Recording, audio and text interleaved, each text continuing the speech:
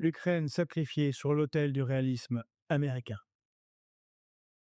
C'est le nouvel œil de Kousma et que cette fois-ci nous allons spécialement dédier à ce changement colossal dans la géopolitique internationale dont nous vous avions parlé sur les pages, dans les vidéos de Fréquence Populaire depuis maintenant plus d'un an et demi.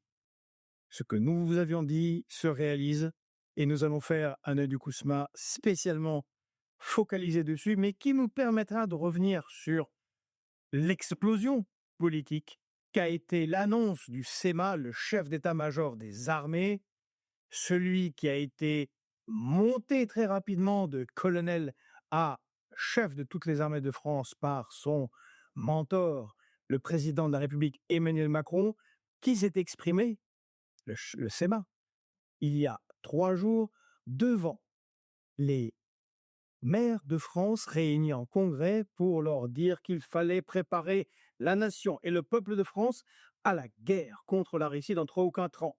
Et voilà que les Américains, comme nous le disions depuis des mois et des mois, signent ou veulent signer très très vite un accord de paix avec la Russie, enjoignant Zelensky de le signer très vite.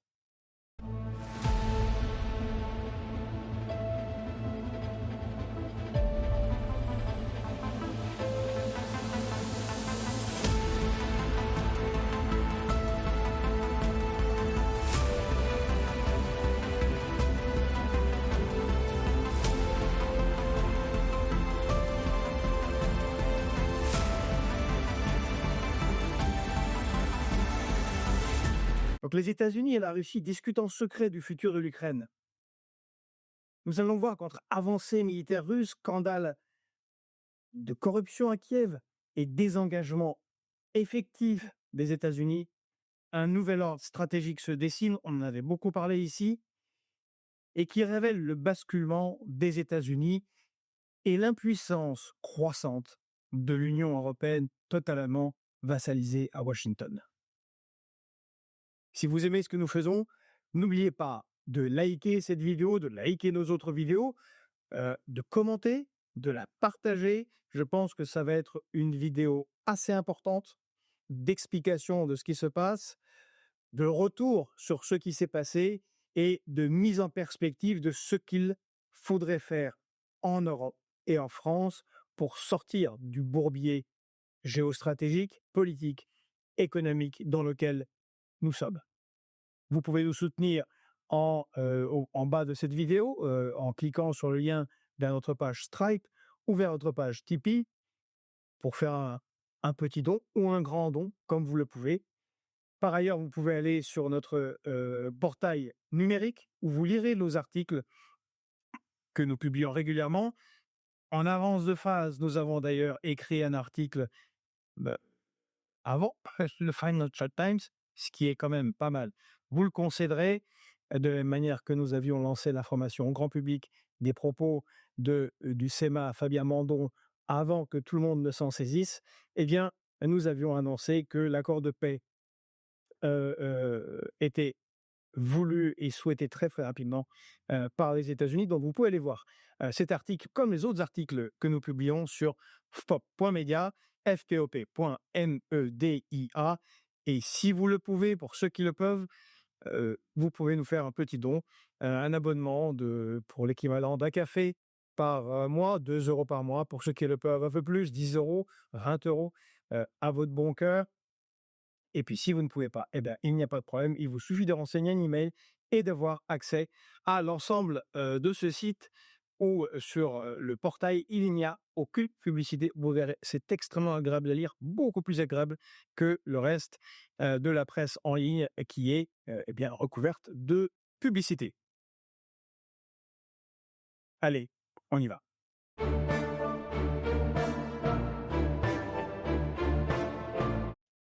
Alors que Kiev vacille et que Moscou impose son tempo militaire de manière accélérée, Washington négocie directement avec le Kremlin, laissant les Européens sans prise sur la fin possible du conflit.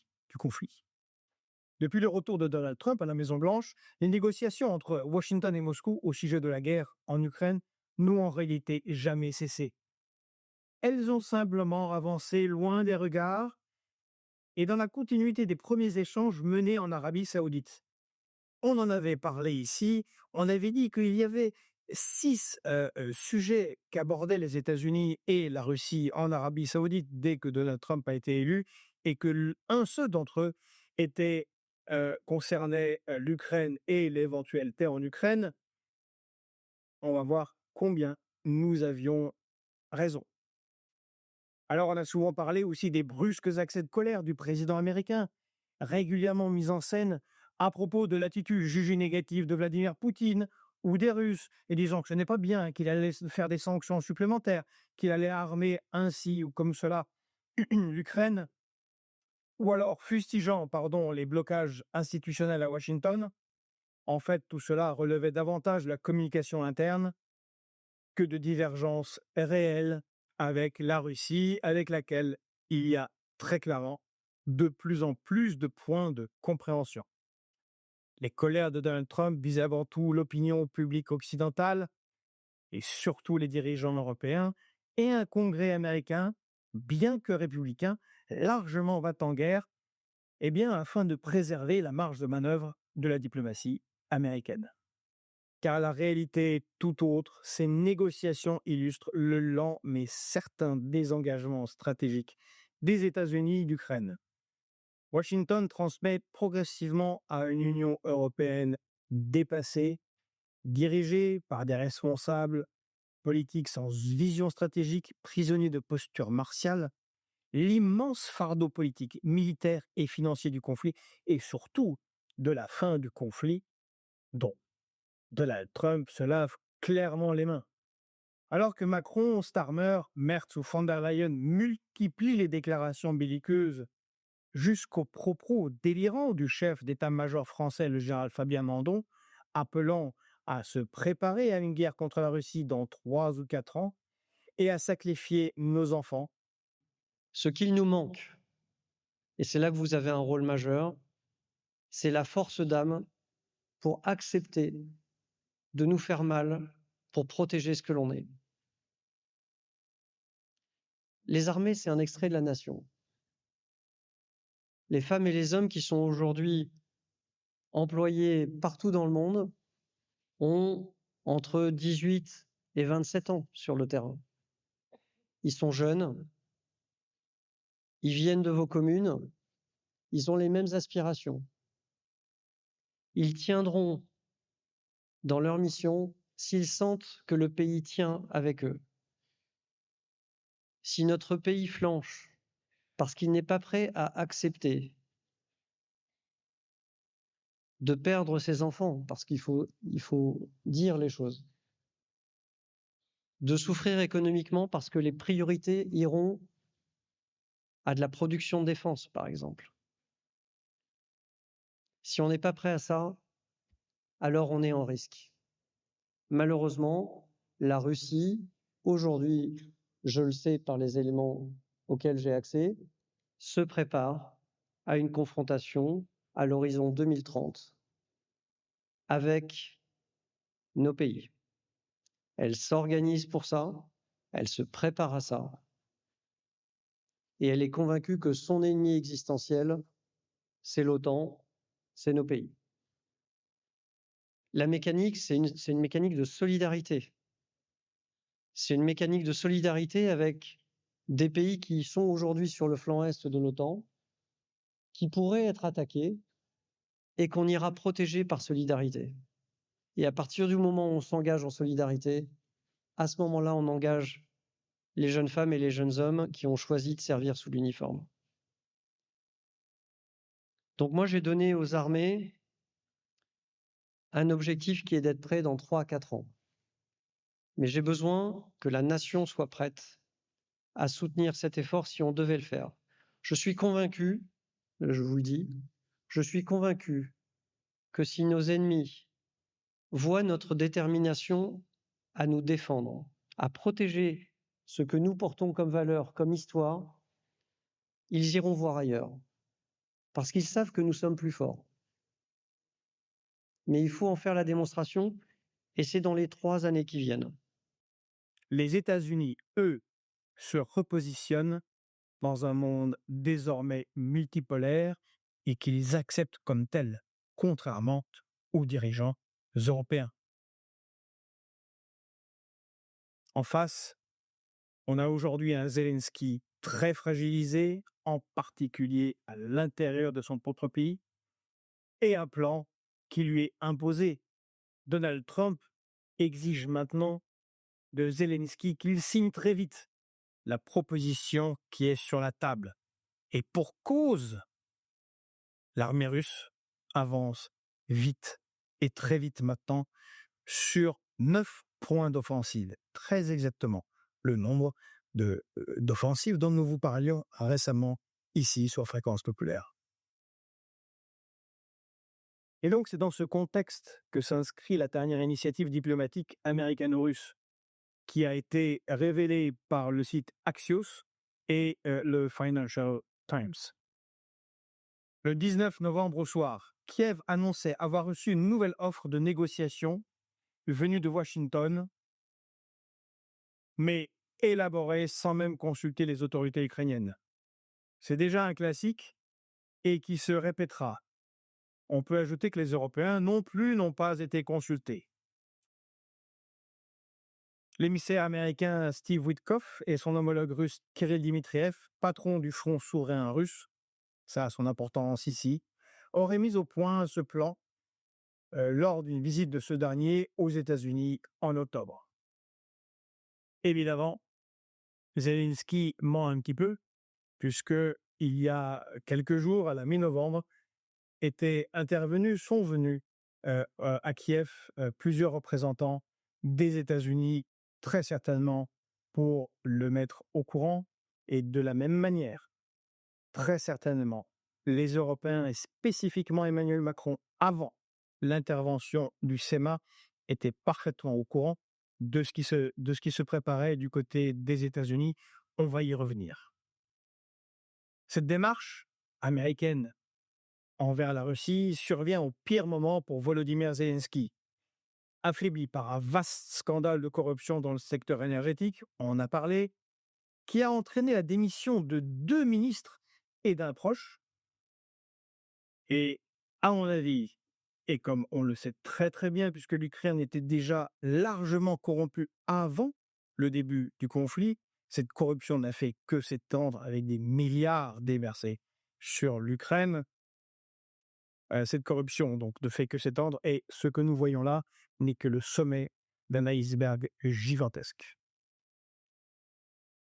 Il y a d'ailleurs en ce moment des perquisitions qui sont menées par la justice ukrainienne.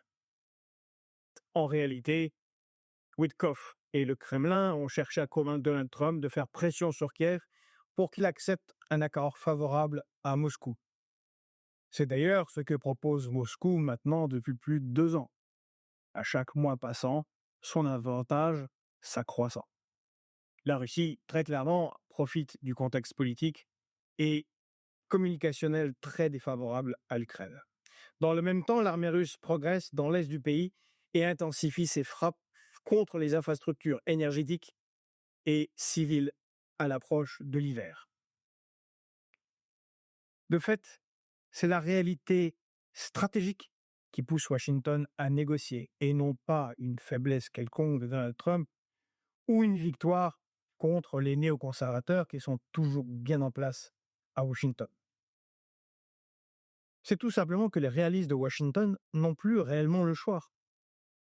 La réalité de la situation sur le terrain, c'est-à-dire l'essoufflement militaire ukrainien et potentiellement l'effondrement de l'armée ukrainienne, la solidité résiliente de l'économie russe rendent toute stratégie d'usure contre la Russie, ce qui a été mené depuis le début du conflit, depuis l'invasion de l'Ukraine par la Russie, rendent cette stratégie d'usure complètement illusoire.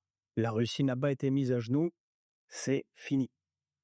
Contrairement aux prédictions répétées en 2022, justement annonçant l'effondrement économique du Kremlin, la Russie a résisté aux sanctions tout en développant des secteurs entiers de production souveraine. Certains, en particulier à Bercy, en particulier proche de notre ancien ministre de l'économie, monsieur Bruno Le Maire, n'ont pas bien observé qu'il se passait en Russie. Pourtant, ils avaient toutes les cartes en main. Je vous renvoie à tout ce qui a été écrit par, entre autres, par Jacques Sapir, qui intervient régulièrement aussi sur Fréquence Populaire, aussi bien à l'oral, en vidéo qu'à l'écrit. Et bien que la Russie était devenue souveraine de manière agricole et avait fait de l'agriculture, de sa production agricole, une arme géopolitique dès 2022. Et cela avait été possible en raison des sanctions imposées contre l'agriculture russe euh, dès 2014.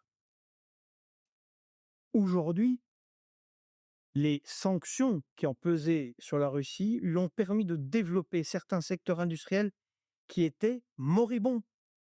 On vous renvoie aux vidéos que nous avions faites avec, il y a 1 an maintenant, au moment du sommet des BRICS de Kazan, nous étions allés interviewer 3 grands économistes russes. Alors, ce sont des vidéos un peu dures, un peu compliquées. Bon, elles sont en russe. Je pose des questions en russe, on les traductions en sous-titres en anglais. Ce n'est pas évident, mais une des grandes informations, pour ceux qui se donnent la peine d'aller chercher l'information, qui nous avait été donnée était que, eh bien, ces économistes, ces stratèges économiques russes étaient satisfaits quelque part des sanctions, car, enfin, le Kremlin, le gouvernement russe, prenait la mesure de ce qu'ils proposaient, eux, avant la guerre, à savoir financer des secteurs industriels faibles en Russie, afin que la Russie devienne autonome. Et l'industrie aéronautique civile est l'exemple le plus frappant. Elle était donnée moribonde il y a 3 ans. Or, aujourd'hui, et c'est Jacques Sapir qui nous l'a révélé ici en avant-première mondiale, lors d'une de nos interviews avec lui, la Russie signe maintenant des contrats d'exportation avec l'Inde d'avions civils aux normes internationales, démontrant l'ampleur, les erreurs d'analyse en Europe et l'ineptie de la doctrine visant à mettre la Russie à genoux. En aparté, il faut bien comprendre ce que ça veut dire pour après, quand la guerre sera terminée. Ça veut dire que les 2 très grands acteurs mondiaux que nous avions, Airbus et Boeing, qui sont toujours là, eh bien maintenant auront un petit concurrent russe qui vendra des avions de ligne civils et mangera des parts de gâteau de Boeing et d'Airbus. Voilà pour les succès des sanctions, et en particulier, il mangera des parts du gâteau des contrats d'aviation civile qui se développent à grande vitesse, spécifiquement dans les pays BRICS. Je vous rappelle qu'il s'agit quand même de 60% du marché mondial. Sur le plan géopolitique, Washington mesure également les conséquences de son entêtement.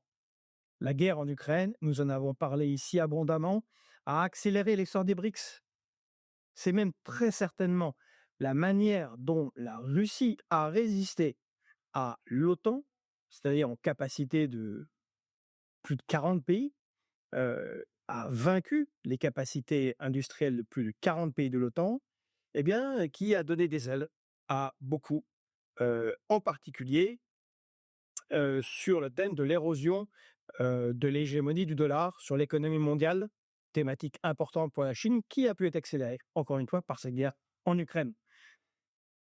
Et dans le grand affrontement stratégique avec la Chine, les États-Unis ne peuvent pas se permettre de pousser la Russie dans une dépendance totale vis-à-vis de Pékin. Que ce soit Henry Kissinger, George Kennan, qui est mort il y a déjà bien longtemps, mais qui fut celui qui était responsable du containment de l'URSS, ou John Mearsheimer, qui répète cela tous les jours, le chef de file, John Mearsheimer, chef de file des réalistes dans la géopolitique américaine. Donc eux, pour n'en citer que quelques-uns, et d'autres réalistes le martèlent depuis des décennies. Une alliance russo-chinoise, à plus forte raison incluant l'Iran, serait rédhibitoire pour les intérêts géostratégiques américains. On peut à ce titre également relire le livre de Zbigniew Brzezinski, Le Grand Échiquier, et que j'ai mis ici en exergue, puisque maintenant, je vous ai dit, je mettrai à chaque fois un livre en exergue. Vraiment, je me rends compte avec tout ce qui s'est passé dans cette guerre en Ukraine, que certains qui louent Brzezinski, qui soutiennent les néoconservateurs, parce que Brzezinski était le grand théoricien des néoconservateurs, comme ceux qui le critiquent, eh bien, comme souvent, n'ont pas beaucoup lu ce livre. Voilà, moi je l'ai lu de très nombreuses fois. Il est très, très, très abondamment annoté. Et réellement, pour ceux qui intéressent la géopolitique, ce livre, Le Grand Échiquier, de Brzezinski, ici aux éditions Actuel Pluriel, a été publié en 1996, 97 dans l'édition française. Il est fondamental. Hein. C'est vraiment, si un livre à lire, vous demandez souvent qu'est-ce qui devrait être lu, eh bien ce livre doit absolument être lu. Et qu'est-ce que nous disait Zbigniew Brzezinski dans Le Grand Échiquier? Eh bien, il nous disait que c'est dans le chapitre 2 qui est fondamental en ce qui nous concerne ici. Il disait dans le chapitre 2, qui est l'échiquier eurasien, pour les États-Unis, le pire des scénarios serait une grande coalition de la Chine et de la Russie, et peut-être de l'Iran, unis par une détestation commune des États-Unis. Dans un tel cas, la Chine serait plus probablement le leader et la Russie un suiveur. Voyez-vous, le pire des scénarios, comme disait Zbigniew Brzezinski, s'est en fait réalisé sous les yeux des Américains. Ironiquement, en raison de la volonté américaine d'étendre l'OTAN à l'Ukraine, ce que préconisait justement Zbigniew Brzezinski, entre autres choses, il préconisait également eh bien, de vassaliser l'Union européenne et de casser toute potentielle nouvelle et classique alliance entre la France et la Russie, ou l'Allemagne et la Russie. Encore pire, un axe Paris-Berlin-Moscou qui affaiblirait les États-Unis au profit des Européens, de la France, de l'Allemagne et de la Russie. Vous voyez, les Américains ont beaucoup d'amour pour nous et il n'y a que nos leaders atlantistes formés dans les think tanks américains pour tenter de nous faire croire que c'est l'inverse. Il suffit de lire Zbigniew Brzezinski, vraiment un livre fondamental. Donc, voilà, échec de cette extension de l'OTAN à l'Ukraine, et on comprend aujourd'hui la nécessité impérieuse pour Washington, sinon de briser cette alliance très forte, on sait maintenant qu'elle est très puissante, entre la Chine et la Russie. Poutine et Xi Jinping l'ont mise en scène à 4 reprises sur les 3 dernières années. Eh bien, sinon de la briser, au moins de l'atténuer. Mais la question nucléaire également ajoute encore à l'urgence. Parce que, eh bien, voyez-vous, depuis la sortie américaine du traité ABM, Anti-Ballistic Missile, sous Bush fils en 2002, puis du traité INF sous Trump en 2019, la course aux armements a repris.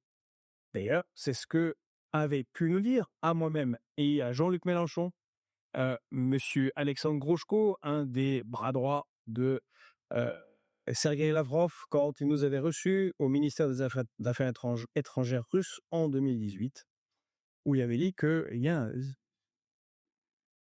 le problème de la sortie des traités ABM et de l'installation des systèmes antimissiles par Barack Obama en 2012 en Pologne et en Roumanie allait relancer la course aux armements, et qu'une fois qu'elle a été lancée, eh bien, elle est très difficile à arrêter, et que la Russie devrait développer de nouvelles armes. Or, justement, la Russie a développé de nouvelles armes, et c'est une donnée stratégique fondamentale pour Washington, bien plus importante que les émois d'Emmanuel Macron ou la survie de l'Ukraine.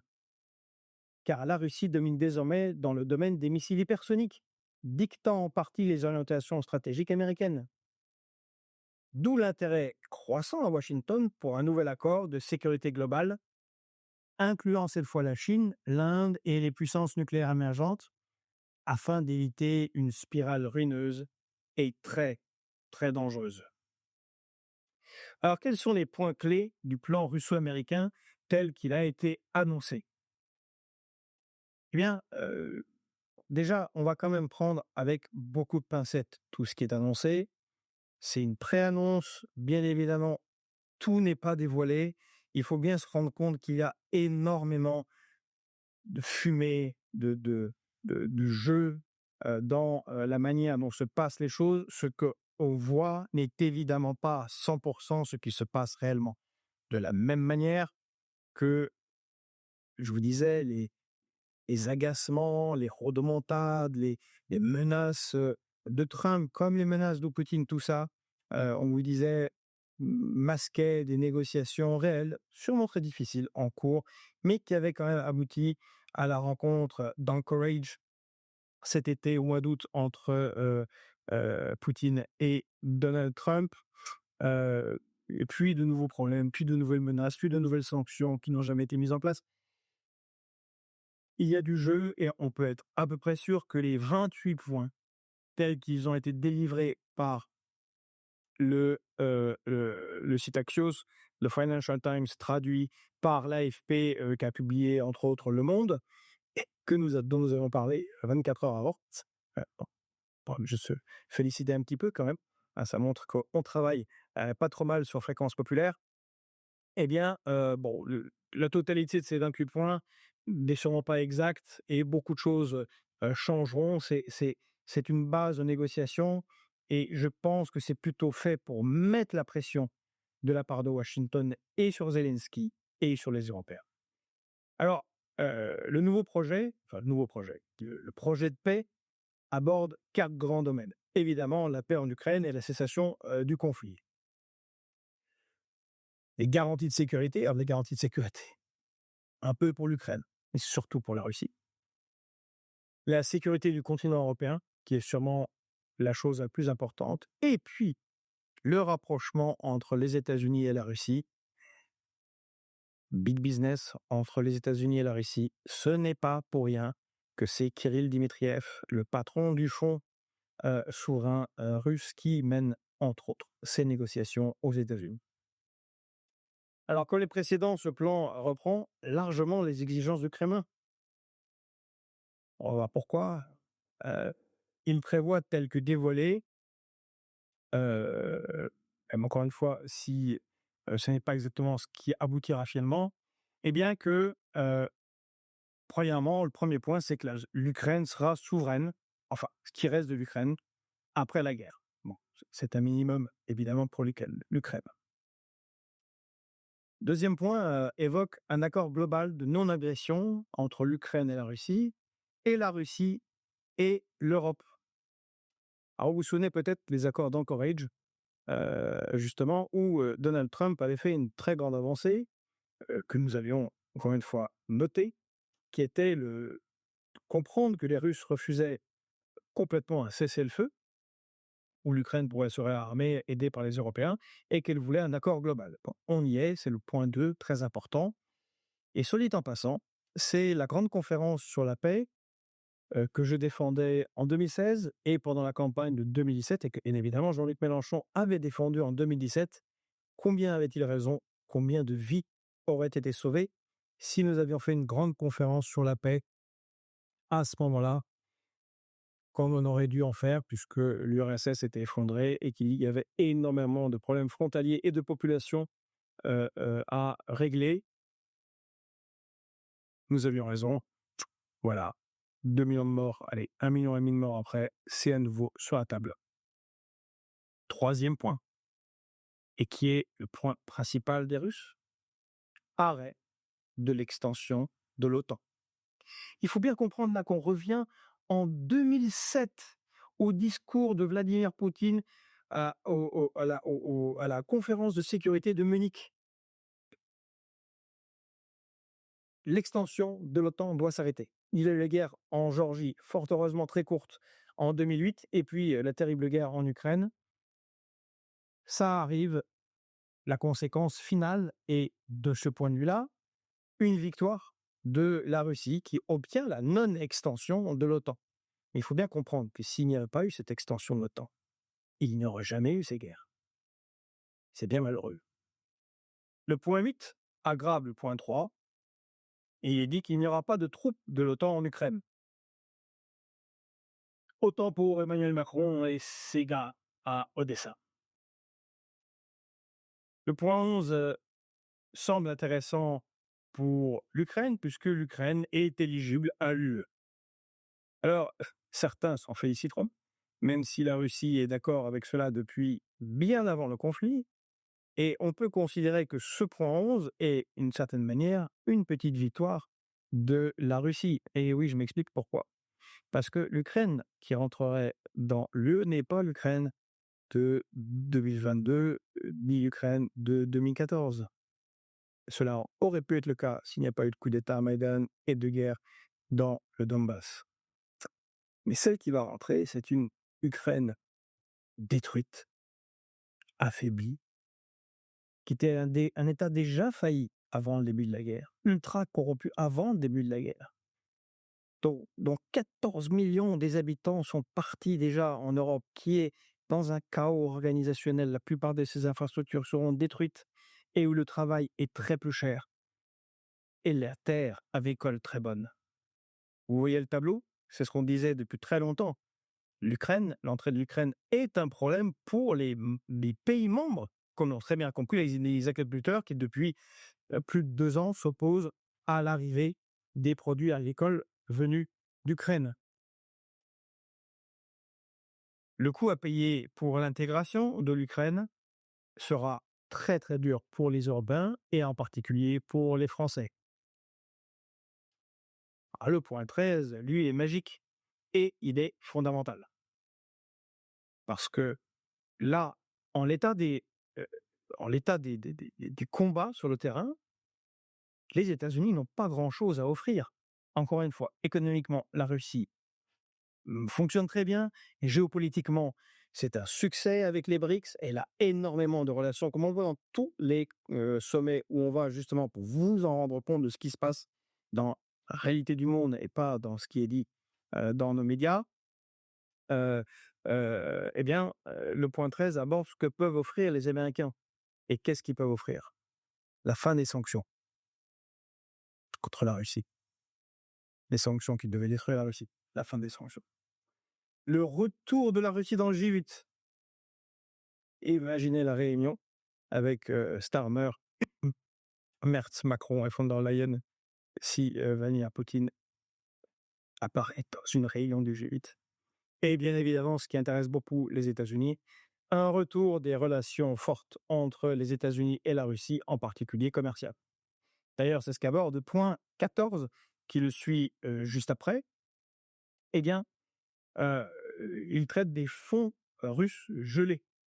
100 milliards sur ces quasiment 300 milliards iraient dans des projets gérés par les États-Unis. Ah, mais bah, voyons.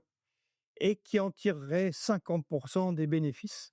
Bon, je vous avoue que là, je suis assez dubitatif que les Russes acceptent cela, ou alors pour faire un cadeau à Donald Trump, et que ces projets, évidemment, ce seront des projets qui ne seront pas en Ukraine, mais des projets soit à l'est de l'Ukraine, soit entre la Russie et les États-Unis. Quant aux 50% de bénéfices, à mon avis, ils sont plus pour la population américaine, pour les convaincre du fait que Donald Trump signe des deals favorables aux États-Unis, qu'une quelconque réalité.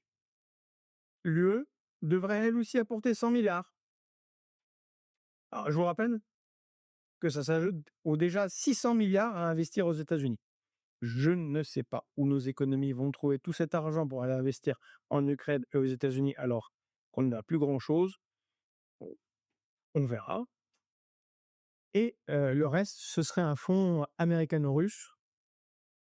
Heu, on verra ce qu'il en sera. Ce n'est pas très clair, d'où encore une fois le rôle de Kirill Dmitriev, chef du fonds souverain russe, et qui négocie pour le Kremlin comme Witkoff négocie pour la Maison Blanche. On peut se demander, il n'en est pas question ici, en tout cas officiellement, de Nord Stream 1 et 2. Est-ce qu'il sera russo-américain? Car ça avait couru dans les couloirs. On vous en avait également rendu compte. Je ne serais franchement pas surpris que l'un des grands projets russo-américains soit la reprise de Nord Stream pour délivrer du gaz russe avec une petite ponction américaine. ça sera très désagréable. On y va tout droit, soyez-en sûrs. Le point 17. Alors le point 17, lui, est fondamental et je vous en avais parlé directement cet été depuis mon lieu de vacances avec un magnifique lac et des cigales dans mon dos. Au moment des discussions, entre Trump et comment il s'appelle? Et Vladimir Poutine. Et Vladimir Poutine à Anchorage, eh bien, c'était la prolongation des accords START. C'est dans le point 17. Les accords START, c'est-à-dire de limitation, de contrôle des armements nucléaires, heu, arrivent à terme en février prochain, pour 3 mois, 2-3 mois. Et il a été urgent, de les remettre en place. On ne peut pas avoir un monde avec autant de pays nucléaires où il n'y ait pas d'accord sur le nucléaire et sur la non-prolifération nucléaire et sans que chacun puisse contrôler un peu les stocks de l'autre. La conséquence, d'une rénovation en négociation, une prolongation au moins des accords START serait, eh bien, ce qui serait bénéfique pour tous. Au moins un minimum de frein sur les tests, sur l'extension des armements nucléaires. Alors, le point 19, moi je pense également qu'il est de l'ordre du fantasme. Il s'agit de la situation nucléaire de la centrale nucléaire de Zaporijia. Bon, dont la production irait à 50% en Ukraine, à 50% en Russie. Mais bon, même si c'était le cas, c'est la Russie qui bénéficierait de la vente de ces 50% à l'Ukraine. Le point 21 qui arrive très, très tard, évidemment, il faut, avaler la pilule. Eh bien, c'est la reconnaissance internationale et d'abord par les États-Unis de la Crimée, de Lugansk et de Donbass reconnus comme russes. Bien évidemment, cela implique que la pilule soit avalée par l'ensemble du bloc occidental et que les Européens, Steinler, Merz, von der Leyen, Kaja Kallas et bien évidemment Macron qui a signé pourtant un accord de coopération avec Zelensky pour récupérer tous les territoires ukrainiens, y compris la Crimée, eh bien, soient caducs et qu'ils avalent leur chapeau et leur cravate et qu'ils signent un accord international reconnaissant l'adhésion de ces régions. Il resterait évidemment Kherson et Zaporijia, mais c'est ouvert à la négociation et vu à la vitesse où les troupes russes avancent, il y a très peu de chances que, elles se maintiennent, voire pas du tout, hein, enfin, il y a aucune chance qu'elles se maintiennent, en Ukraine. De toute façon, elles sont déjà inscrites dans la constitution russe et encore une fois, les États-Unis n'ont aucun levier pour imposer quoi que ce soit de ce côté, aux Russes et donc je pense que, bon, c'est écrit de cette manière pour le public occidental, mais qu'en fait, dans une négociation, c'est l'intégration complète de Kherson et Zaporijia avec les villes de Kherson et de Zaporijia. Intégration à la Russie. Le point 25, celui-là, il est douloureux pour Volodymyr Zelensky, c'est que, eh bien, dans les 100 jours, il faudra mettre en place des élections en Ukraine, ce qui signifierait la fin du pouvoir, évidemment, de Zelensky. Le point 26 intéresse beaucoup de gens. Évidemment, amnistie totale pour toutes les peintres ultérieures possibles. Plus aucune poursuite nulle part, ce qui évidemment permettrait à Vladimir Poutine de se rendre à un sommet du G8. Alors pour comprendre pourquoi il s'agit là d'une victoire russe, je rappelle les demandes russes qui sont sur la table depuis plus de 2 ans. D'abord, c'est une reconnaissance internationale de la souveraineté russe sur la Crimée, les régions de Donbass, de Donetsk, de Kherson et de Zaporijia. On peut considérer que c'est acquis. Une réduction de la moitié de l'armée ukrainienne limitée à 400 000 hommes, c'est également acquis. D'ailleurs, dans les 28 points, on parle également de limitation. Alors dans les 28 points, c'est 600 000 hommes, mais c'est pour négocier, hein, ça sera 400 000. Interdiction d'armes à longue portée de toute une série d'armes offensives qui feront de l'armée ukrainienne une sorte d'armée allemande de la République de Weimar post-Première Guerre mondiale. Et évidemment, surtout et principalement, une Ukraine neutralisée, ce qui exclut toute entrée dans l'OTAN et toute présence militaire occidentale. Évidemment, la levée des sanctions internationales et la restitution des avoirs russes gelés, intérêts compris. Autant dire que tout ce qui se passe est une défaite stratégique nette pour l'OTAN et l'Union européenne, conséquence directe de leurs propres erreurs d'analyse et de posture. La raison en est simple, la Russie a gagné la guerre militaire sur le terrain, malgré les inepties et mensonges dont on aborde les citoyens sur les médias de masse ou les médias de propagande comme LCI. Et Bouygues a fait le mauvais pari. L'Ukraine n'a pas gagné, il n'aura pas les contrats de reconstruction. Tout ça pour ça. Or, les États-Unis, contrairement à ce qu'on entend ici dans les médias européens, les États-Unis ont parfaitement compris la situation militaire. D'ailleurs, cette information un peu passée sous les radars, le général Kellogg, un des principaux soutiens de l'Ukraine, euh, l'un des plus va-t-en guerre et néocon dans l'administration Trump, vient de démissionner, ce qui montre que bien ses positions ont été défaites. Le grand projet néoconservateur américain est un échec, et cela explique la position nouvelle des USA. Alors, je vous invite, pour ceux qui auraient le temps, à revoir les vidéos que nous avions faites. La première, elle s'intitulait sur Fréquence Populaire Révolution géopolitique, pourquoi les Américains font-ils ce qu'ils font? Elle est en description. Et l'autre, c'est la stratégie des néoconservateurs, guerre et destruction de la Russie, pour comprendre dans le fond ce qu'il s'est passé et ce qui se passe aux États-Unis. Voilà, donc les Américains comprennent non seulement militairement, mais géopolitiquement, économiquement ce qui se passe, extension des BRICS, euh, souveraineté industrielle russe dans de nombreux domaines, nouveaux partenariats signés avec les pays BRICS, bref.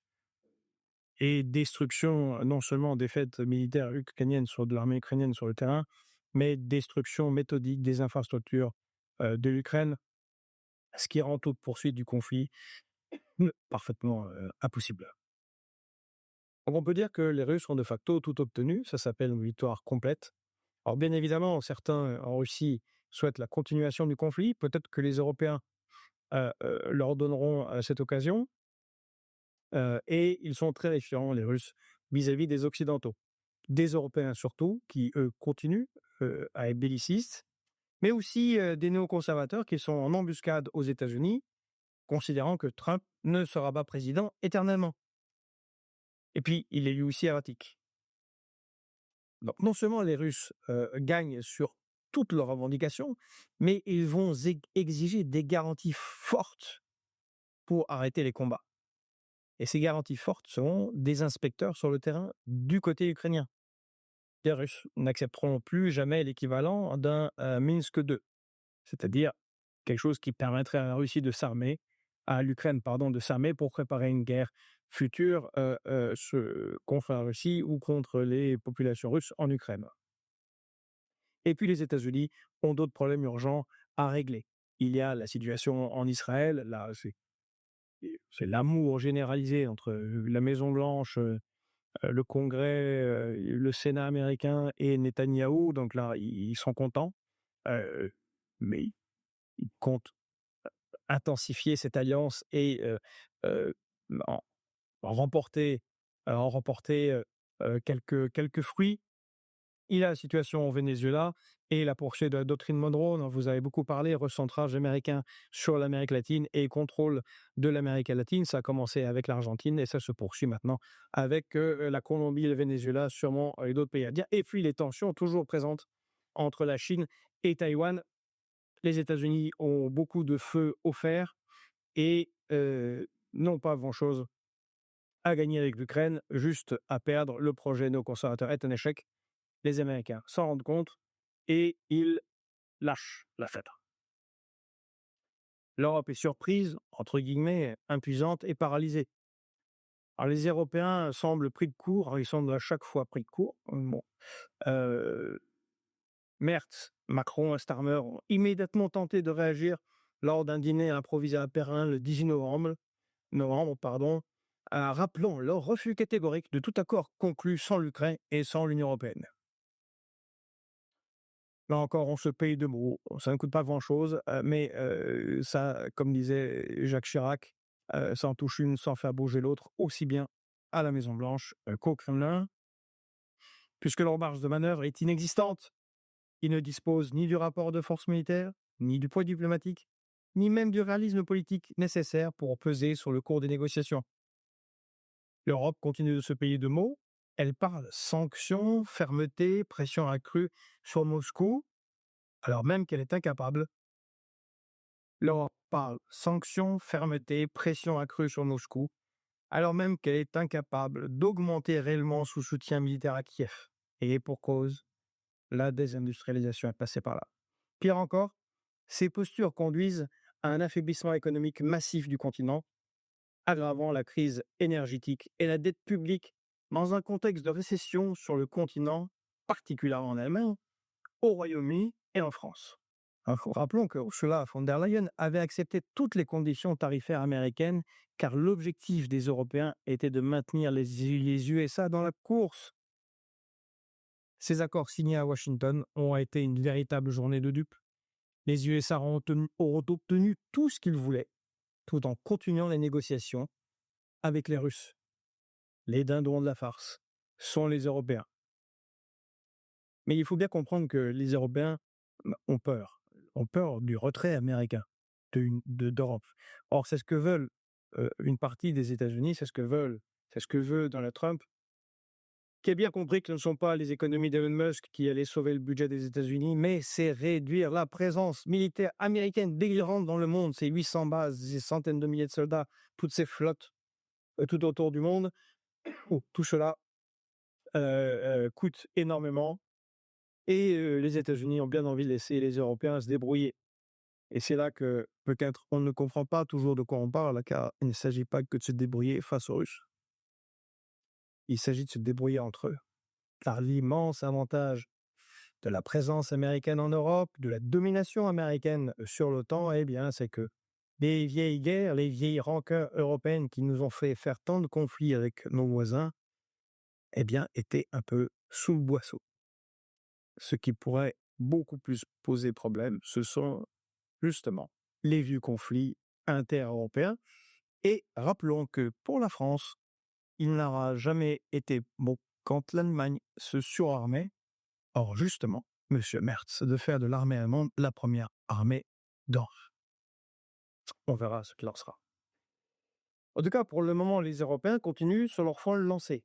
Macron, Kaja Kallas, von der Leyen, Starmer perdurent dans leur folle rhétorique belliciste et effrayés de devoir reconnaître leur défaite en Ukraine et donc et surtout de devoir revenir aux problèmes nationaux dans leurs propres pays respectifs. Les problèmes et crises catastrophiques auxquelles ils font face. Alors, regardons règles de notre pays. Crise politique, démocratie minoritaire, pas de majorité, pas de budget, dette publique, peut-être une crise de la dette, halo du chômage catastrophique, désindustrialisation, pour qu'en dise Emmanuel Macron qui vit sur une autre planète, lui, il voit le plein emploi et la réindustrialisation du pays. Voilà. On a les dirigeants qu'on veut. Une faiblesse malheureusement de nos armées qui n'ont pas assez de moyens, difficulté de logement pour les jeunes, de plus en plus de gens qui recourent au secours populaire, aux restaurants du cœur, aux différentes associations caritatives ou qui vont voir les maires, qui leur font des paquets pour les familles, pour les aider. Voilà, c'est ça la réalité du pays. Et eh bien, ces dirigeants, en particulier Emmanuel Macron, ont peur de cela. Ils ont peur de ne plus avoir la scène internationale et toutes leurs rencontres toutes les semaines à travers l'Europe, c'est une sorte de groupe de de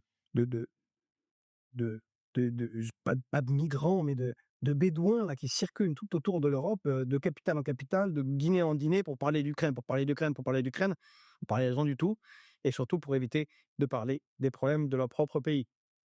À cela, ajoutons un mépris des Russes, de la Russie, ça c'est l'hubris occidentale. C'est une maladie qui a été contractée dans les années 90 quand la Russie s'est effondrée et que nous avons raté ce que nous aurions dû faire et qu'avait pensé le général de Gaulle, à savoir une grande alliance avec la Russie. D'ailleurs, je vous rappelle 96, Zbigniew Brzezinski, publié en 96, on pensait écrire avant, Zbigniew Brzezinski s'inquiétait beaucoup de cette option géostratégique-là.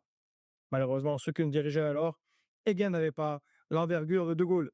Je rappelle aussi qu'il n'y avait pas eu, dans les années 90, d'une grande conférence, comme elle avait pu avoir lieu au Congrès de Vienne en 1815, avec l'effondrement de la France napoléonienne. Malheureusement, elle s'est effondrée. Petit rappel, c'est la Russie, alors la Russie tsariste, qui avait sauvé la France parce que nos amis anglais et prussiens voulaient considérablement affaiblir la France, et les Russes réalistes avaient dit que non, il fallait une France qui équilibre les autres puissances, et nous avaient défendus au Congrès de Vienne, alors même qu'ils avaient perdu la capitale, Moscou, en 1812, enfin qui n'était pas la capitale puisque à l'époque c'était Saint-Pétersbourg, mais la ville principale. Pour les Russes, rappelez-vous le traité de Versailles, euh, qui on n'a pas tiré les leçons du traité de Versailles, de cette haine accumulée, sanctions contre l'Allemagne. Moi, c'est un peu ce qu'on a fait avec la Russie dans les années 90, après la victoire dans la guerre froide. Eh bien, plutôt que de faire ce qu'on avait fait avec l'Allemagne à la suite de la Deuxième Guerre mondiale, on a fait un sorte de traité de Versailles sans jamais même qu'il y ait de traité. Euh, voilà. Le mépris a entraîné la montée en puissance de l'autre, c'est très très clair, avec la Russie. C'est une vidéo un peu longue, mais il faut revenir quand même un peu en arrière, hein. Nous en avons ici beaucoup parlé. La Russie envahit l'Ukraine le 24 février 2022. Et depuis, on a eu de cesse de voyez la faiblesse de la Russie, qui n'arrive pas à gagner, à avancer de 1%, qui n'a pas fait ceci, qui n'a pas fait cela. Eh bien, je vous rappelle ce que nous disions, et bien que cette offensive, c'était une offensive réduite de 150 000 à 160 000 soldats contre un pays plus grand que la France, et face à une armée ukrainienne composée de 600 000 à 700 000 hommes. D'abord, ce petit corps expéditionnaire avait remporté des succès. L'armée était restée cantonnée au faubourg de Kiev, parce que immédiatement après, contrairement à toutes les inepties qu'on a pu entendre, les analystes médiocres qu'on a eu, toutes ces tonnes d'encre déversées et de mots dits dans les médias, immédiatement après, Zelensky, et je vous renvoie à ce que j'avais écrit dans la revue politique et parlementaire alors, euh, disant que Zelensky comprenait parfaitement la catastrophe militaire qui allait suivre pour l'Ukraine.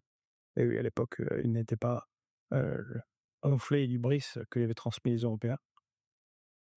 Immédiatement après le début de l'invasion russe, avait entamé des discussions qui avaient abouti au mémorandum d'Istanbul. Maintenant, tout cela est parfaitement documenté.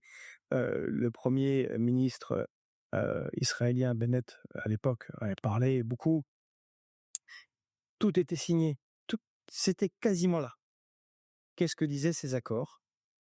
Reconnaissance de la Crimée comme russe, maintien de Donetsk et de Lugansk dans les frontières ukrainiennes, respect des populations russes dans leur culture et leur langue, avec une forme d'autonomie, mais au sein de l'État ukrainien, et neutralité de l'Ukraine, non entrée dans l'OTAN.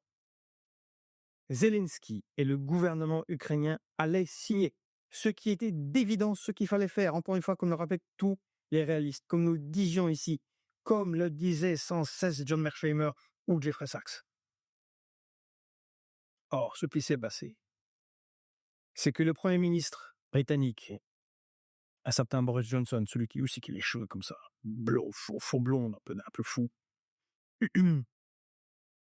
et des représentants de l'OTAN sont allés à Kiev, sont allés voir Zelensky, et lui ont dit « Tu chines rien, Volodymyr, tu vas continuer la guerre. Tu as de bons soldats, c'est les Slaves, vous battez bravement, et on le voit, les Ukrainiens combattent, résistent, meurent en masse, mais tiennent bon malgré tout. Il y a plus de 3 ans et demi.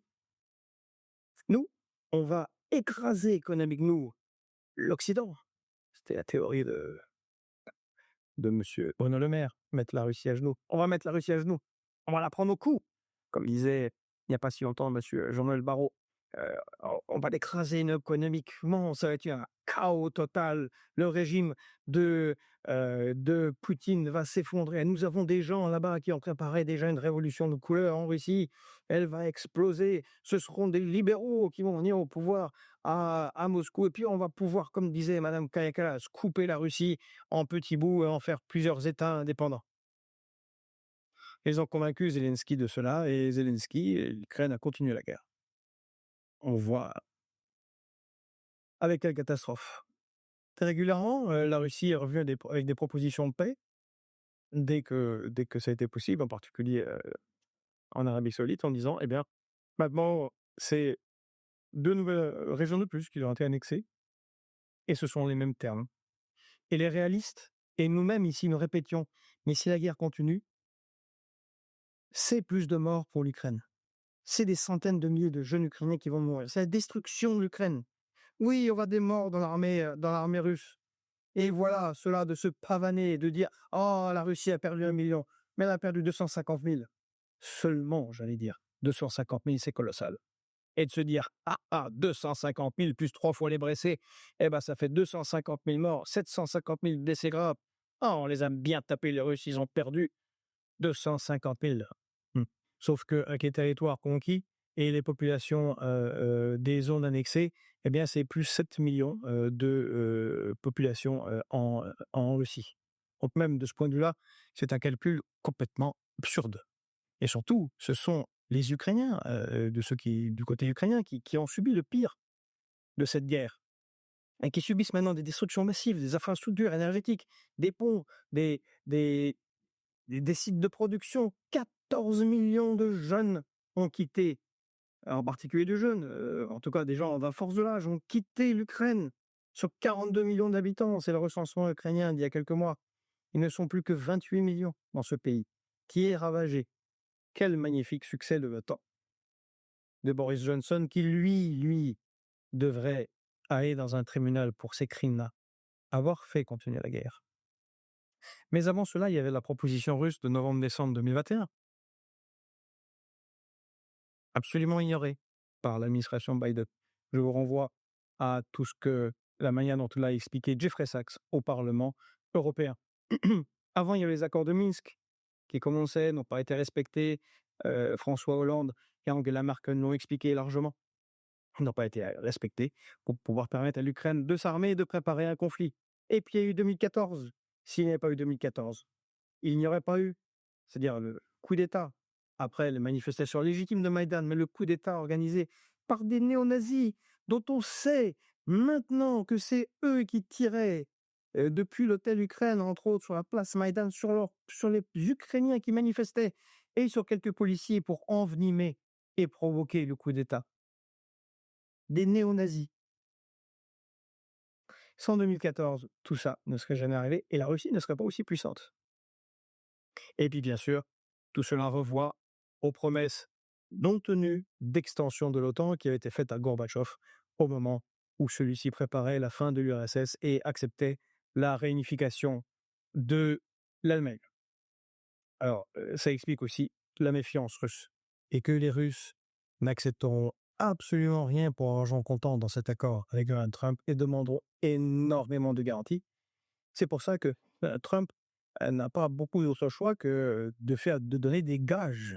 Et les gages, entre autres, eh bien, c'est le G8, c'est la restitution des avoirs, c'est la fin des sanctions, et ainsi de suite.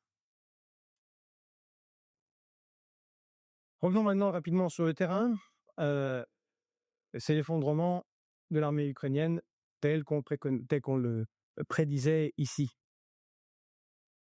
Parce que pendant que les chancelleries s'agitent dans l'Union européenne, eh bien, la Russie poursuit son offensive. Pokrovsk est tombé, Mirnogorod, comme on l'avait dit.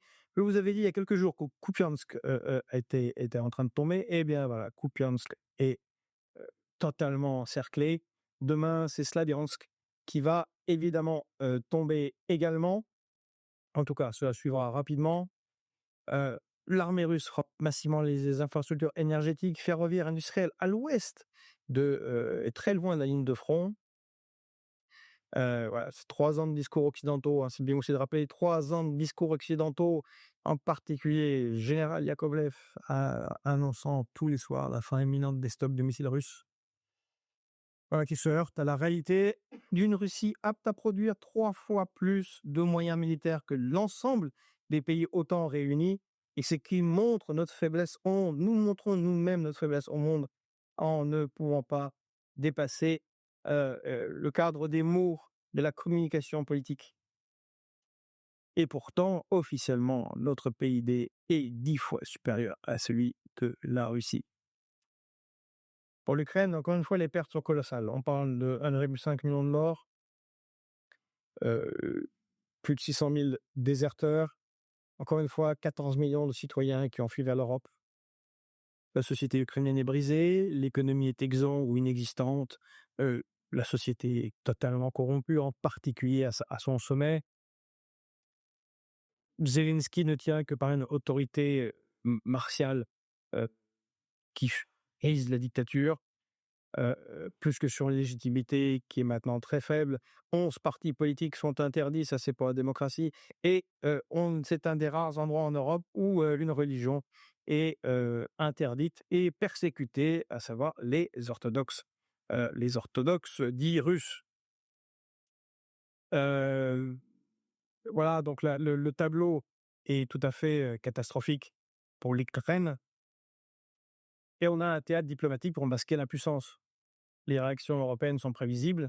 Ah, on a les condamnations verbales, l'indignation morale, les dénonciations des attaques brutales de Moscou. Elles le sont. Elles le sont. Ah oui, c'est la guerre. Là, aujourd'hui, on a le Quai d'Orsay qui parle d'aviation inacceptable, de ministre français, Jean-Noël Barrot, qui affirme que la paix ne peut pas être la capitulation de Kiev.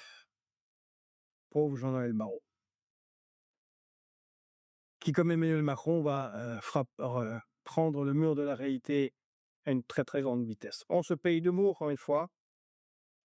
Mais derrière les grandes phrases se cache une vérité simple: l'Europe ne peut plus agir. La guerre a révélé l'absence de puissance militaire, diplomatique et stratégique du continent. Voilà, cette agitation, je vous le dis, sert principalement à détourner l'attention des difficultés politiques internes et économiques, quitte à abandonner l'Ukraine à son sort.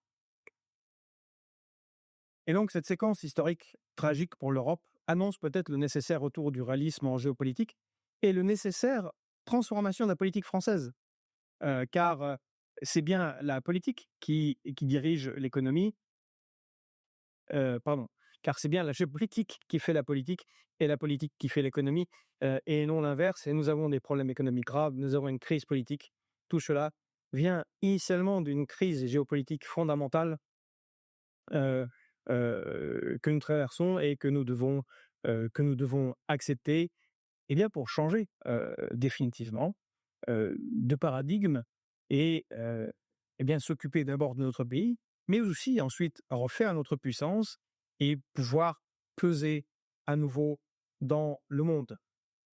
Une dernière chose, on se demandait avec Pedro, lorsque nous avons dévoilé au grand public les propos du général Fabien Mandon devant les maires de France, qui ont tant choqué, puisqu'il parlait de préparer une guerre dans 3 ou 4 ans avec la Russie, bien que nous soyons une nation nucléaire.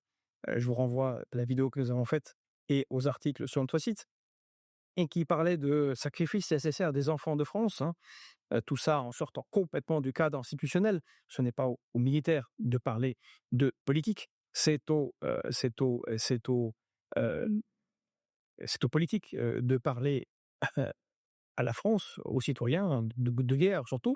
Puis la guerre se discute d'abord au Parlement, mais bon, tout ça, les dirigeants l'ont complètement oublié depuis très longtemps, que nous faisons des interventions en Afghanistan, en Libye, au Sahel, tout ça n'est jamais discuté au Parlement. Il faudrait que cela change pour que nous soyons une véritable démocratie et une république effective. Euh, et Et oui, je disais, nous l'avons révélé, ce que certains disent: «Mais non, c'est pas vrai». Si, si, si. Je vous renvoie au site, des maires de France, qui avait publié, les propos du général Mandon. En fait, c'est le site des maires de France qui a publié. Heu, on l'avait vu alors que nous étions justement là-bas, 13-18 heures avant notre vidéo. on s'est rendu compte que personne n'avait, réellement, relevé. On est allé vérifier la vidéo, alors qu'il y a pourtant plein de journalistes, hein. On est allé vérifier la vidéo à ce moment-là, le 19 novembre, il y avait 76 vues sur le site. 76 vues sur le site des maires de France, qui est maintenant complètement explosé. Donc on a coupé des bouts et on l'a diffusé et donné à voir à tout le monde, puisque c'est normal, c'est quand même un moment important. Eh bien, une petite touche d'humour parce que, d'abord pas une touche d'humour, mais d'abord je pense que, Emmanuel Macron savait parfaitement ce qui se passait. Nous avons d'excellents services de renseignement en France, je tiens à le souligner. Ils travaillent très, très bien et quand on se rend compte ce que les services de renseignement français avaient dit en, au moment du début du conflit en Syrie, en Libye, au Sahel, à chaque fois, c'est les services de renseignement français qui travaillent très bien, qui n'ont pas été écoutés par le pouvoir politique parce que emportés par leur hubris, leur fantasme, hein, et leur atlantisme. Eh bien, les services de renseignement français ont dû dire à Emmanuel Macron que des représentants, puisque nous-mêmes nous savons, ils ont quand même un peu plus de moyens que nous à Fréquence Populaire, que les représentants du secrétariat d'État américain, de 2 généraux 4 étoiles venaient d'aller à Kiev, que ça se négocie sûrement. Nous-mêmes, nous en parlons depuis des mois, depuis maintenant 9 mois, que ça se négocie, entre les États-Unis et la Russie. Donc Emmanuel Macron devait le savoir. Donc c'est à dessein qu'Emmanuel Macron a envoyé le SEMA pour mettre de l'huile sur le feu. Alors d'abord, une question pour nous Français, c'est que maintenant Emmanuel Macron doit s'exprimer. D'abord, il doit limoger le chef d'état-major des armées qui a largement outrepassé, ses prérogatives, mais lui-même doit s'exprimer, doit prendre la parole et dire ce qu'il compte faire au regard de ce qui, semble être une nouvelle donne internationale. J'ai bien compris qu'il ne l'est pas et qu'il connaît très bien déjà, mais au moins dire aux Français ce qu'il compte faire. Car je suis sûr d'une chose, ayant une petite idée de la manière dont fonctionne, Trump, c'est que dans le bureau ovale, quand on lui a rapporté les propos du chef d'état-major des armées, et oui, comme c'est le chef d'état-major des armées d'une nation nucléaire, hein, la France, pas rien, c'est pas un petit pays. Il a dû se dire: «Mais qui est ce Mandon? Who the is Mandon? Qu'est-ce qu'il fout? Qu'est-ce que c'est que ce Mandon français? Qu'est-ce que fait Macron au moment où je veux signer la paix avec les Russes?» Le téléphone a dû sonner à l'Élysée. Allez, on en reparle la prochaine fois. Voilà la situation. C'est encore une fois la confirmation de toutes nos analyses pendant toutes ces années. J'ai dit: «Oui, on est content», mais malheureusement, on n'est pas content puisque, tout ça aurait pu être évité. C'est une guerre inutile. 2 000 000 de personnes, en seront mortes. Heu, L'Ukraine aura été, totalement ravagée. L'économie européenne aura été encore plus abîmée. Tout ça n'a aucun sens, aurait largement pu être évité. Donc de ce point de vue-là, on ne peut pas en être content, mais on est content et déjà d'avoir à chaque fois pu vous transmettre une information, eh bien, fondée, argumentée et voilà. Le réel, eh bien, toujours le réel, heu se fait jour. Alors, petit ajout de dernière minute à cette vidéo, suite aux dernières informations que nous avons eues pendant le montage de celle-ci, sans surprise, Zelensky, dont le pouvoir s'essouffle, et les dirigeants européens les plus en guerre, à commencer par Macron, Starmer, Merz, von der Leyen et Kaja Kallas, ont rejeté le plan de paix proposé par Donald Trump. Tous préfèrent la poursuite du conflit en Ukraine jusqu'au dernier soldat ukrainien. Au Conseil de sécurité de l'ONU, la représentante ukrainienne a balayé d'un revers de main le projet américain en 28 points. Sans le dire explicitement, elle en a affirmé le rejet total. Son message était parfaitement clair. Aucune concession territoriale, aucune limite militaire, aucune discussion si Kiev n'en fixe pas les conditions. Et l'objectif affirmé, contraindre la Russie économiquement, politiquement, militairement. Merci, Monsieur le Président. Je remercie la présidence de la Sierra Leone d'avoir convoqué notre réunion. Nous remercions les intervenants de DPPA, Madame Goto de l'OCHA, Madame Osorno de leur présentation édifiante. Je remercie les membres du Conseil de leur déclaration robuste malgré la propagande, la manipulation et les mensonges proférés depuis le panonçon de la Fédération de Russie. Depuis la dernière rencontre du Conseil sur la question en septembre, la situation de mon pays s'est nettement détériorée. Nous l'avons entendu, la Fédération de Russie a lancé une campagne encore plus brutale de terreur contre les civils avec des attaques incessantes de drones et de missiles. Hier a encore marqué un chapitre des plus sombres de la guerre qui attestera pour toujours des brutalités de la Russie, de son mépris pour la vie humaine. Les drones et missiles russes ont pris pour cible des bâtiments résidentiels, les lieux où les personnes doivent se sentir le plus en sécurité. Il y a eu 48 missiles, une avalanche et 476 attaques de drones à Ternopil. Les missiles russes ont directement pris pour cible un bâtiment résidentiel de 9 étages. Voilà ce que signifient les attaques russes contre des objets militaires. Ce matin, 28 personnes, y compris 3 enfants, ont été confirmées décédées, 19 blessés, 16 restent portés disparus. Telle est la réalité que laquelle l'Ukraine fait face au quotidien. Des attaques contre des personnes âgées, des familles, des enfants, des enseignants à l'école, des attaques délibérées contre l'infrastructure civile et le réseau électrique, des attaques délibérées contre des villages et des villes réduites à néant, des millions de personnes qui n'ont plus accès à l'eau, à l'électricité ou au chauffage pendant les saisons les plus difficiles. Et en raison d'une attaque survenue pendant notre réunion, 5 personnes auraient été tuées, 3 blessés à Zaporizhzhia. Le tribut humain est catastrophique, les destructions inimaginables. Il s'agit là d'une politique systématique délibérée visant à réduire à néant le peuple ukrainien. La culture, l'identité, l'héritage culturel, notre droit d'exister en tant que nation, c'est une tentative de bâillonner, d'écraser la résilience ukrainienne. C'est un génocide de la terreur étatique. Monsieur le Président, l'escalade incessante de la Russie non seulement est une attaque militaire, c'est également un renoncement à la paix. Tout missile lancé est une déclaration que Moscou préfère l'escalade plutôt que le dialogue. Dès les premières secondes de l'invasion russe, l'Ukraine a recherché la paix. Nous appuyons toutes les propositions de fond à même de nous rapprocher d'une véritable paix. Depuis le début de l'année, l'Ukraine a appuyé la proposition du président Trump pour mettre un terme à la guerre. Nous sommes prêts, comme nous l'avons toujours été, à travailler de façon constructive avec les Américains, nos partenaires européens et nos partenaires du monde entier, de sorte de pouvoir parvenir à la paix. L'Ukraine a officiellement reçu de la part des États-Unis un projet de plan.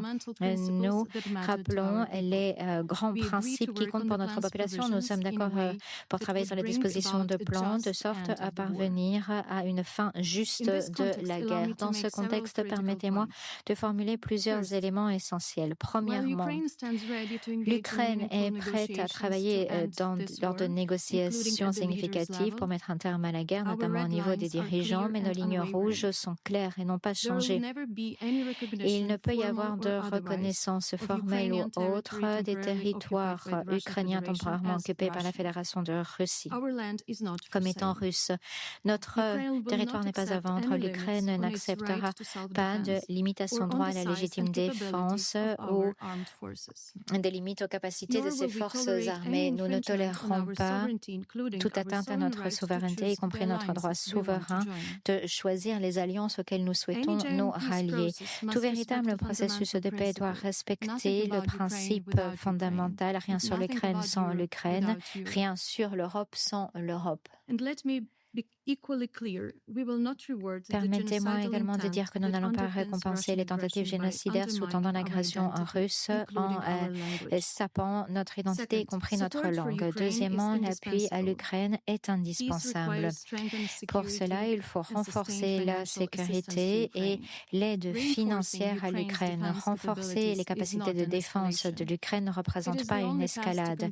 C'est la seule façon de contraindre la Russie à travailler de façon constructive active et de participer aux efforts de paix internationaux. À ce sujet, nous voulons remercier tous les partenaires et tous les alliés. Le soutien est un investissement dans un ordre international fondé sur les règles et dans la paix mondiale. Troisièmement, le régime du Kremlin ne s'arrêtera pas s'il n'est pas arrêté à cause de la pression incessante. Il n'y a qu'une façon de mettre un terme à la guerre. La Russie doit battre en retraite économiquement, politiquement et militairement.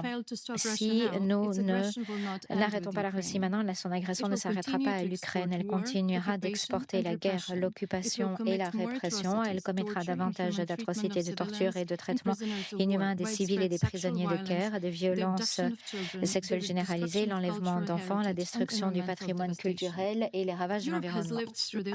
L'Europe a connu cela déjà dans le passé, elle ne doit pas oublier. L'histoire sera un juge sévère si la Russie était finalement récompensée par sa guerre d'agression au lieu d'en être tenue responsable. Quatrièmement, la fin de la guerre et le rôle du Conseil. L'Ukraine a demandé au Conseil d'adopter une résolution exigeant le cessez-le-feu immédiat sans condition. Notre peuple mérite de se sentir protégé. Le cessez-le-feu, c'est une condition préalable, indispensable pour des négociations pertinentes.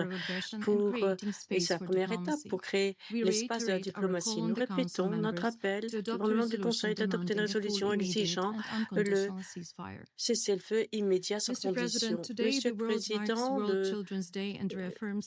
c'est le jour, la journée mondiale des enfants.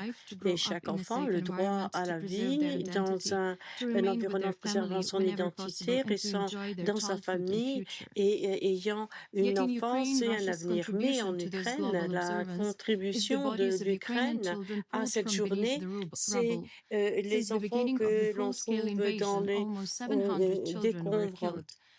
Avec plus de 2000 enfants qui ont été blessés, des centaines tués et un grand nombre déportés. On ne peut pas ressusciter ceux qui sont morts. On ne peut pas défaire les blessures infligées aux enfants. Mais il y a quelque chose que nous devons faire ensemble.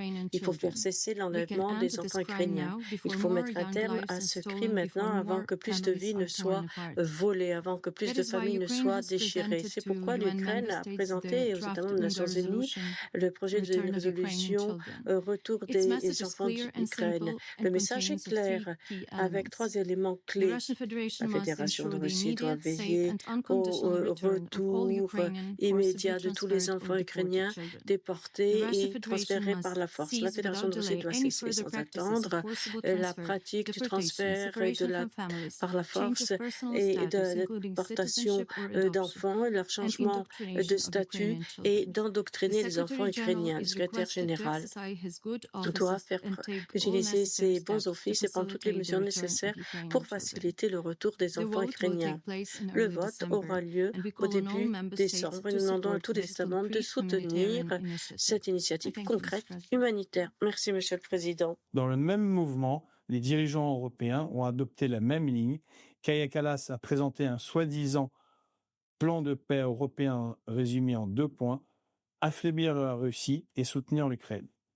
Pour elle, seule une paix juste et durable, approuvée par Kiev et Bruxelles, pourrait être envisagée. Un communiqué totalement déconnecté de la réalité du fond. Leur définition de la paix est en réalité l'acceptation d'une défaite russe, alors que la dynamique militaire va précisément dans l'autre sens. Peu importe les faits, leur seule préoccupation est de protéger leur position politique, que ce soit Zelensky ou les dirigeants européens, tous discrédités dans leur propre pays. L'essentiel pour eux est d'éviter de rendre des comptes aux électeurs, même au prix d'une escalade dont les conséquences pour l'Europe et le monde sont potentiellement catastrophiques. Le niveau d'irresponsabilité est sidérant. Cette coordination est manifeste. Comme expliqué précédemment, Zelensky a entamé sa tournée européenne immédiatement après la visite des émissaires américains venus y exposer la stratégie de la Maison-Blanche. Les Européens étaient parfaitement informés, ce qui éclaire d'un jour nouveau les déclarations du SEMA au Congrès des maires. Il a été envoyé par Macron pour tenir un discours ouvertement belliciste engageant la nation. Or, cette réaction de Kiev et de Bruxelles est exactement ce qu'espèrent les partisans de la ligne dure en Russie.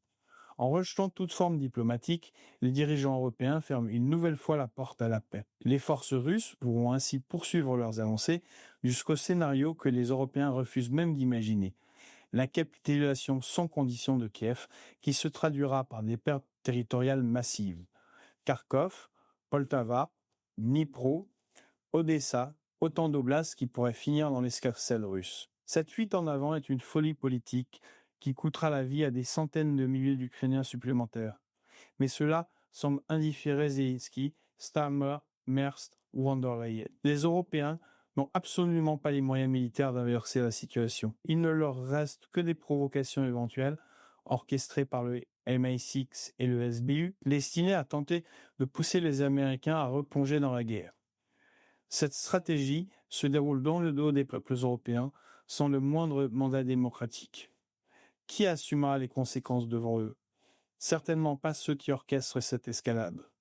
En clair, pas de paix, mais la prolongation indéfinie du conflit dont les pots cassés seront payés d'abord par les Ukrainiens et ensuite par les économies européennes. Kaja Kallas peut bien répéter que la paix doit se faire avec l'implication des Européens et des Ukrainiens.